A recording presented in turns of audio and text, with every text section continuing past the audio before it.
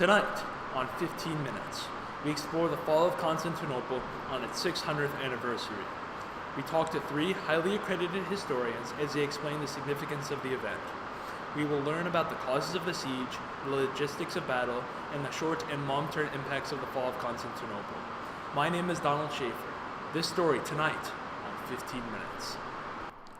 With the social studies curriculum of American schools heavily influenced by the structure of our government, as well as European and North American history, students rarely learn about important historical events that take place in other parts of the world.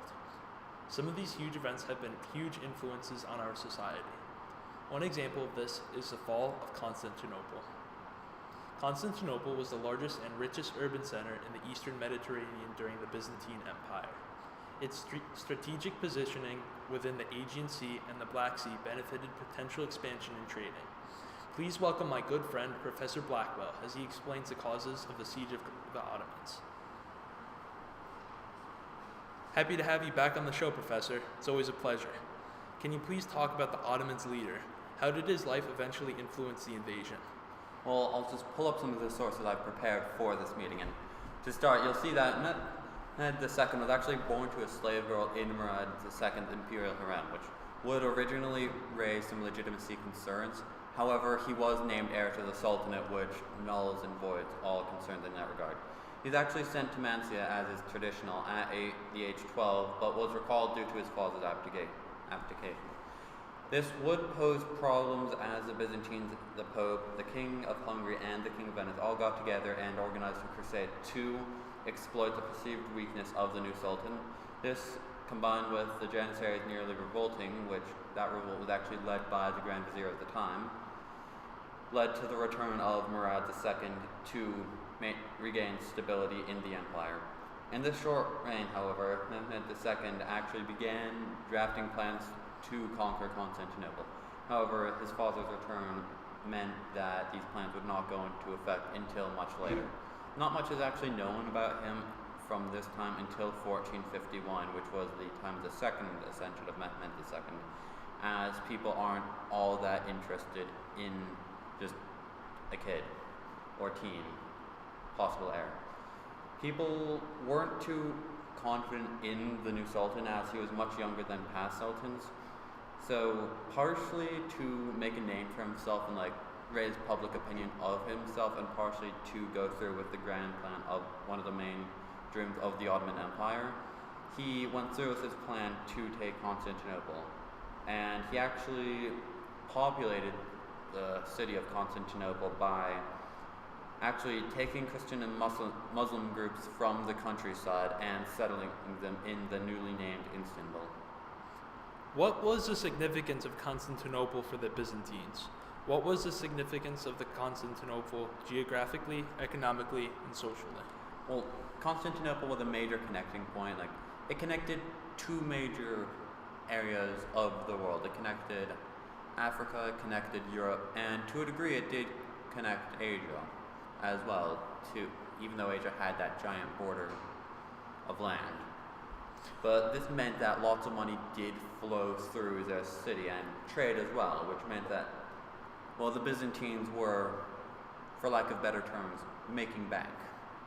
What were some of the motivations for the Ottomans to conquer Constantinople? Well, some of the motivations included the power that would be gained by them from conquering Constantinople. The city had not really been conquered since it was built, way back when the Roman Empire split, which was a long time ago, to say the least.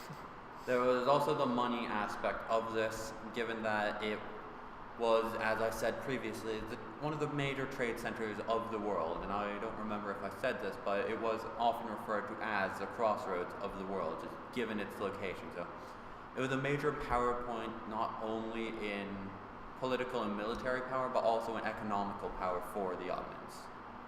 Thank you, Professor. When we come back, we'll talk to Dr. Sydney Nelson as she'll give us a better grasp in the logistics of the battle.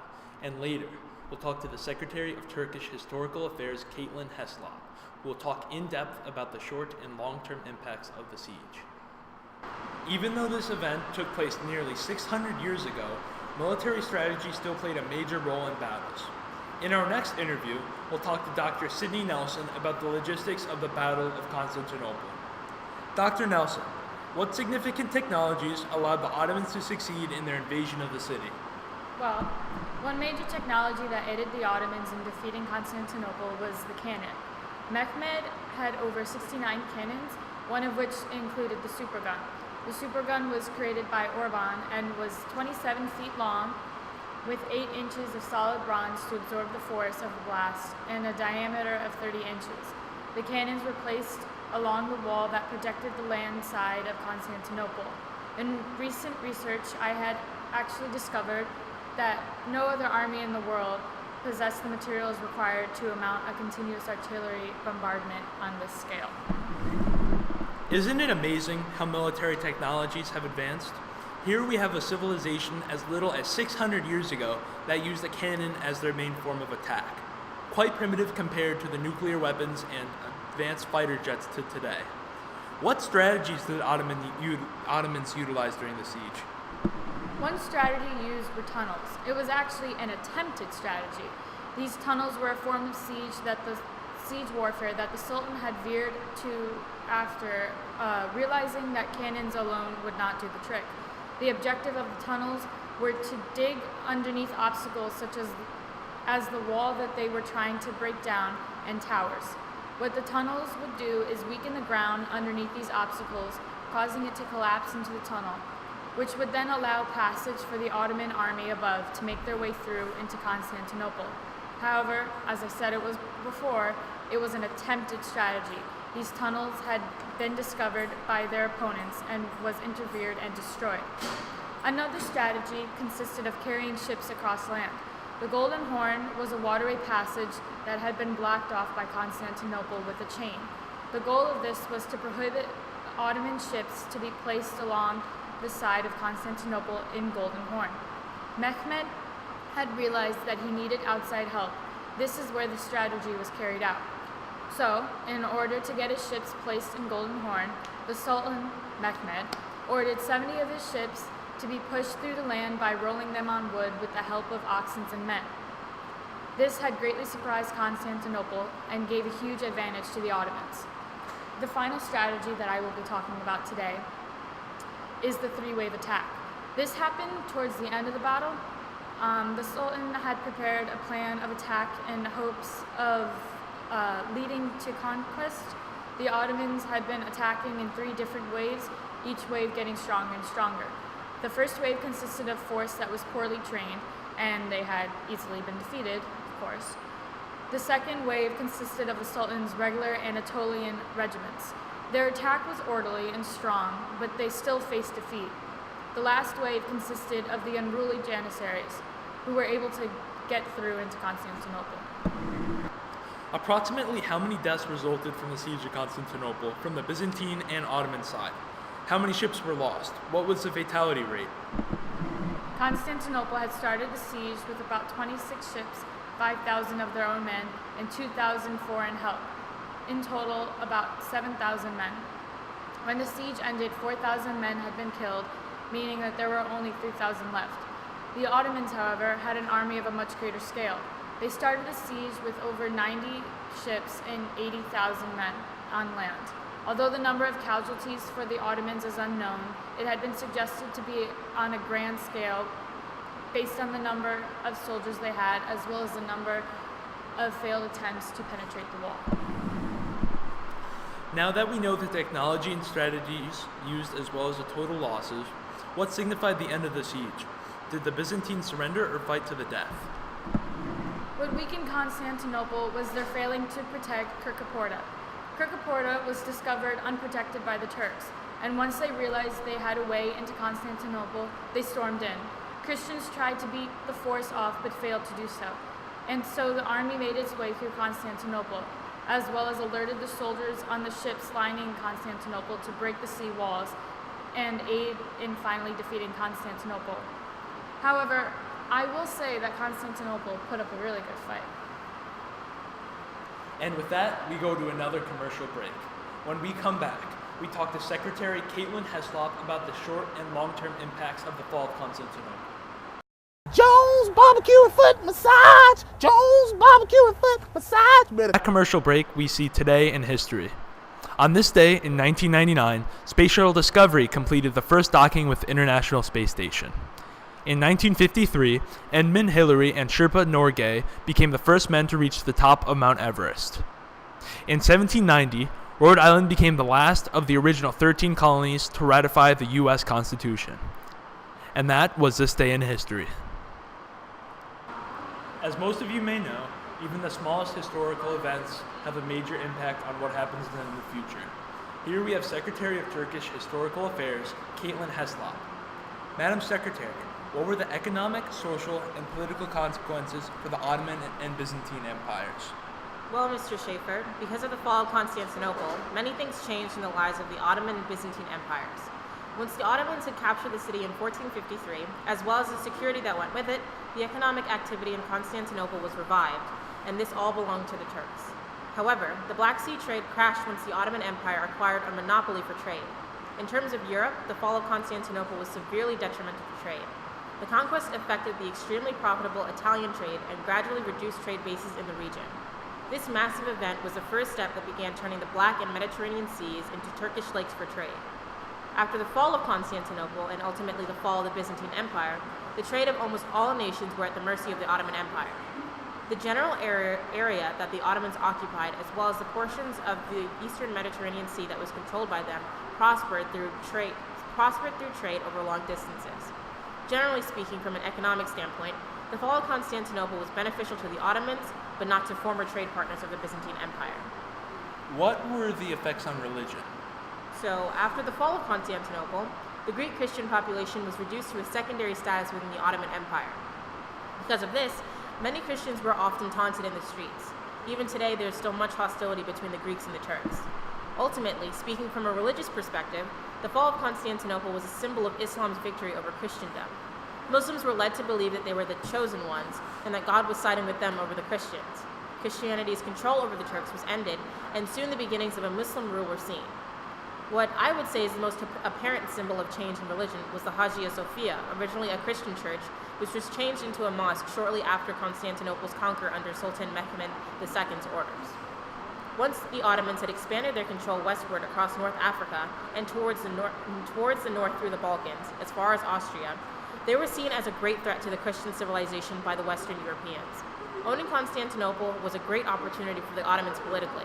It gave the empire the chance to more easily conquer and rule more lands from land based in Europe, which was essential to the Ottomans' conquest. As a small side note, many historians suggest that the great power that the Ottomans gained, as well as the hatred they received from their European counterparts, was the reason for Turkey's exclusion from the European Union. What were some of the geographical and general changes to Constantinople? After its conquest by the Sultan Mehmed II, Constantinople became the new capital for the Ottoman Empire. As said previously, the city was representative of both the Roman Empire as well as the easternmost reaches of Orthodox Christianity. Constantinople was renamed Istanbul and was completely restructured in favor of the Turks that had moved there. Mehmed II built mosques, palaces, monuments, and a system of aqueducts in what is now Istanbul, officially claiming the city for Islam.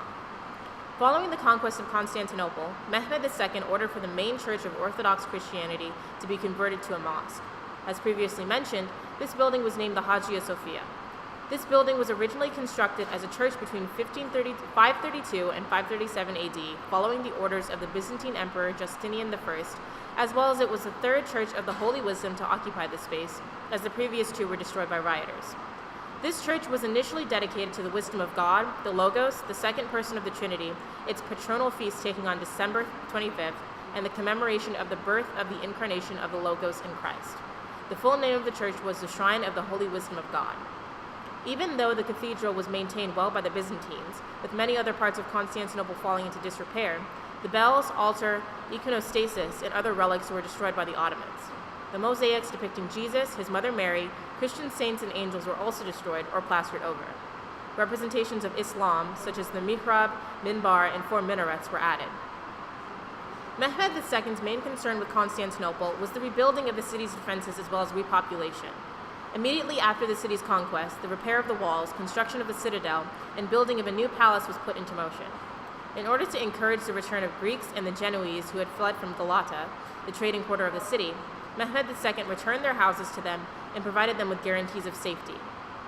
Orders were issued across the Ottoman Empire that Jews, Christians, and Muslims should resettle in the city, demanding that 5,000 households needed to be transferred to Constantinople by September. All over the Islamic Empire, prisoners of war and those who were deported were sent to the city, called Surgan in Turkish. Mehmed II also restored the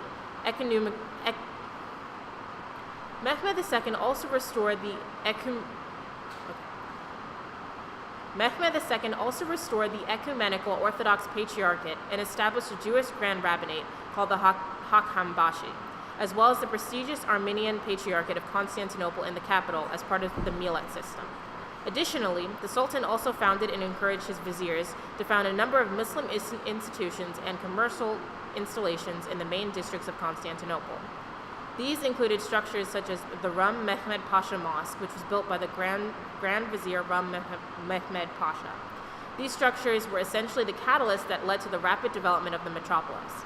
According to a survey in 1478, at this time in Constantinople, as well as in neighboring Galata, 16,324 households, 3,927 shops, and an estimated population of 80,000. The population was about 60% Muslim, 20% Christian, and 10% Jewish.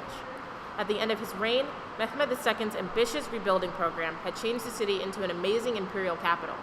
50 years after this, Constantinople had again become the largest city in Europe. As the siege came to a close, what were some of the social movements resulting from the siege? Well, the fall of Constantinople in 1453 provided humanism a major boost for many Eastern scholars that fled to Italy, bringing with them important books and manuscripts and a tradition of Greek scholarship. Unknown to most Americans due to our educational curriculum, historiography plays a major role in the recitation of history. What were some of the historiographical effects of the siege of Constantinople? After the fall of this great city, there were many changes that happened in the world. Historically, the collapse of Constantinople meant the total destruction of the Byzantine Empire, the embodiment of the Roman Empire in medieval ideology, and the first spread of Islamic armies into Europe from Asia. The power of Islam had now resided in many parts of Western Europe, which had been almost unheard of prior to the fall of the Byzantines. Thank you, Madam Secretary. But with that, we are out of time. Thank you for joining us as we explored the fall of Constantinople and its effects on our world today.